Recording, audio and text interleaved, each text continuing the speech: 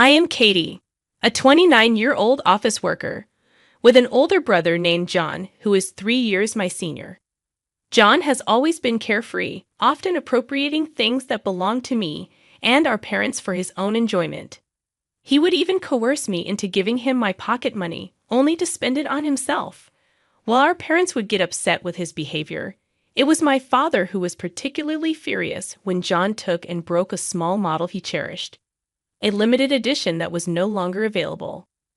This incident made John stop taking things from our father, but he continued to feel entitled to mine and our mother's belongings.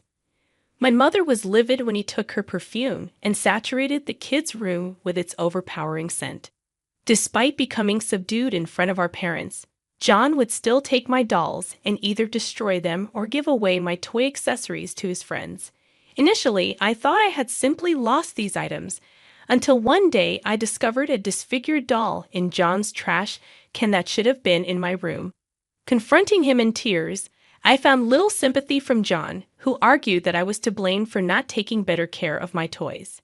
His persuasive manner made me feel as though I was at fault. Over time, I learned to diligently tidy up my toys, and by middle school, to keep my money in a safe my father had bought me for my birthday. I had to alter the safe's combination monthly to safeguard my belongings from John. I didn't want to risk losing my brother by disclosing the situation to our parents, so I remained silent. In middle school, I obtained a lock for my room. My father acknowledged that it was natural for someone my age to desire privacy, promptly installing it.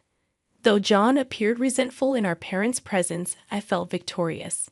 Now, John couldn't access the allowance I received.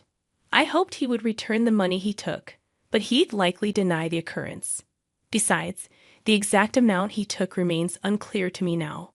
Therefore, I decided not to dwell on it. As I commenced college and began working part-time, I realized the money John took could easily be earned in a month, so it seemed trivial. While I pursued my studies in college, John graduated and secured a job at a distant company. He encountered difficulties with job interviews, ultimately landing a position at our Aunt Kate's company, despite her reluctance due to family favoritism. Aunt Kate relented due to his persistence. I learned from Aunt Kate that John would wait outside her company daily, pleading for a job. I sympathized with Aunt Kate, feeling sorry that John harassed her into giving him a job. He only seemed to heed those who expressed anger openly, otherwise, his desires took precedence. As to sister, my objections were always dismissed as mere sibling rebellion. Since he moved out, our contact had been minimal. To my surprise, John brought home a woman named Courtney, a stunning beauty who could easily be a model. However, her inner beauty didn't match her outward appearance. Courtney accompanied John to our family home to formally announce their marriage. With a smirk, she mentioned the possibility of presenting grandchildren to our parents, subtly implying that I might not fulfill that role, which bothered me slightly. However, my perceptive parents swiftly addressed Courtney's attitude. They made it clear that they never demanded grandchildren from their children and emphasized that having children doesn't define one's worth in today's diverse world. My mother's message was clear. Courtney's declaration of intending to provide grandchildren was an unnecessary attempt to assert dominance over me. Upon hearing my mother's words, Courtney seemed to grasp the message and responded somewhat begrudgingly. It appeared as though she and John shared a similar mindset. While John had learned not to oppose our parents or tamper with their belongings, he and Courtney felt no hesitation in acting selfishly towards me, including taking my things without permission. After the meeting, Courtney suggested we exchange contact information, though she hadn't done so with my parents, assuming it was merely a formality. I agreed to exchange contact information with Courtney. However, she began contacting me unnecessarily, making unwelcome remarks about my personal life. "Hey, Katie, I heard you're 29 and still without a boyfriend, almost hitting 30 and still toying with your looks. Finding someone after 30 will be nearly impossible," she said. Her comments were unsolicited and annoying, prompting frustration within me. It seemed rude to only read and not reply to my future sister-in-law, so I messaged her back, saying, "You don't need to worry about me." To which she responded with a taunting play tough. Whether it was my brother John or Courtney, it seemed they couldn't communicate without belittling me. Considering the constant belittling messages from her, I wondered if there was any point in keeping her contact information. So, I asked my parents, "I keep getting these kinds of messages from Courtney every day. Is it okay if I block her? We might not be able to communicate after that." Unlike John, who had blocked her parents to avoid nagging, I thought blocking her wouldn't completely sever our communication since John would likely unblock me if necessary. Feeling refreshed, I went ahead and blocked Courtney's contact. Later, when Courtney came to our house with John, she criticized me for blocking her. "Isn't that a bit harsh for someone who's going to be family? That's why you don't have a man," she said. I replied firmly, "I'm not free enough to entertain someone who has nothing better to do than mock me daily." I blocked both John's and Courtney's numbers because dealing with their constant mockery, even though they have no legitimate reason to contact me, is just too troublesome. Family ties don't matter in this case. I'm taking measures to prevent getting hurt. My parents respect my feelings, so I never had to apologize to John or Courtney. As a result, our family and they don't really interact much, except possibly at formal events. After John and Courtney's wedding, we had no contact. However, a situation arose that forced us to interact: my mother's funeral. My father and I were deeply saddened by her unexpectedly early death. Though my father informed John about the wake and funeral, John read the message but didn't show up for the wake. He and Courtney only appeared at the funeral. "What have you been doing all this time?" "Can't help it. I've been busy," John replied dismissively when I questioned him about his absence. His unserious attitude infuriated me. However, I chose to calm down, not wanting to cause a scene at my mother's funeral. Arguing with John would only waste time and attract unwanted attention during the solemn occasion. If I had yelled at my brother, it would have drawn attention from everyone around us, and I wanted to give my mother a dignified send-off, so I chose to step back. I often wonder who really is the older one between us. Amidst the flurry of greeting relatives, assisting my father, and bidding farewell to my mother, my brother, despite our mother's passing, behaved as if he were merely a guest, displaying an attitude as if he had been invited to be there. The relatives, though skeptical, chose not to stir the pot by ignoring his demeanor. However, an incident occurred soon after. During a brief break, John and Courtney suddenly announced, "Well, we're going to head out," and promptly left. My father and I, caught up in our business, couldn't even call out to stop them from leaving abruptly. However, we soon realized that their presence or absence made little difference, and we decided to ignore their departure. As the funeral concluded, my Aunt Kate came to speak with me. Unbelievably, I received a message from Courtney, whom I had previously blocked. "Guess what, Katie? We've been cutting back on shopping because we're a bit short on money lately. But I thought it's not good to keep holding back, so we decided to borrow your credit card." Stunned, I replied, "My credit card? Well, how can you contact me if I blocked you?" I had just created a new account when Courtney's message popped up. "Silly, can't believe you didn't think of that. Dumb and almost dirty with an average face. No wonder you can't get married," she wrote. Her usual mockery was irritating, but this time, she said something concerning. When I asked what she meant by borrowing my credit card, insisting that I wouldn't hand it over, she sent a laughing dog sticker. Confused, I asked, "What are you talking about?" "I've already borrowed it. Why didn't you check your wallet?" My credit card was still in my wallet, which puzzled me until Courtney added more details. "We've been shopping online like crazy. Already spent $20,000, she said. Kate, who was nearby, could only shrug, indicating she was beyond help. It seemed Courtney, having fled with John, was now openly flaunting her actions, implicating John as her accomplice. Inwardly, I thought, good luck with that, as I pictured both John and Courtney laughing heartily.